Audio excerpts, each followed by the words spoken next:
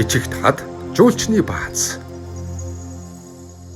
Эрт цагт өрн дорны улс орнуудыг холбосон торгоны замаар худалдаа хийж холын аян замд өртөөлөн явдаг байсан нь одоогийн Баруун аймаг явах гол зам элсэн тасархаагаар дайран өнгөрдөг байжээ. Уг соёлыг энэ цагт бичигт хад жуулчны бааз нь хадгалан үлдэж Баруун аймагуудаар явах авто зам дагуу элсэн тасархаан байгалийн үзэсгэлэнт дархан цаазад газар байрлах аялал жуулчил үйлчилгээний цогцлбор бөгөөд уг замаар зорчиж байгаа аялагч нарын алжаалыг тайлж түр амрах таатай орчныг бүрдүүлэн цогцлоож жилийн 4 улирал үйл ажиллагаа явуулдаг.